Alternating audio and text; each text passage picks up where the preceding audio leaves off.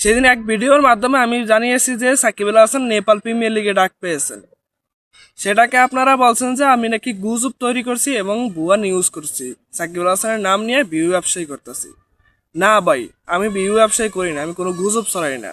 আমি সত্যি বলছি যে সাকিব আল হাসান নেপাল প্রিমিয়ার লিগে ডাক পেয়েছেন। আপনারা যদি বিশ্বাস না করেন তাহলে অনফিল্ডের ফেসবুক পেজে গিয়ে দেখতে পারেন, তারা ইতিমধ্যে পোস্ট করছে।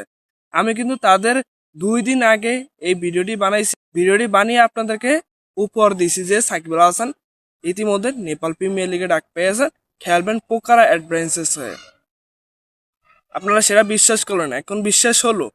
বিশ্বাস এখন যদি না হয় তাহলে আপনারা পোকার অ্যাডভেঞ্চার্স ফেসবুকের পেজে ঢুকে দেখতে পারেন এবং অনফিল্ডের পেজে ঢুকে দেখতে পারেন, BD cricket time, daily cricket টাইমের পেজে ঢুকে দেখতে পারেন।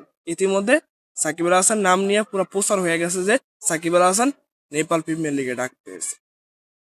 অতএব আমাকে কেউ দোষারোপ দিবেন না, আমি কোনো গুজব তৈরি করি না, আমি কোনো মিথ্যা সংবাদ প্রসারণ করি না, আমি সব সত্যি প্রসারণ করি।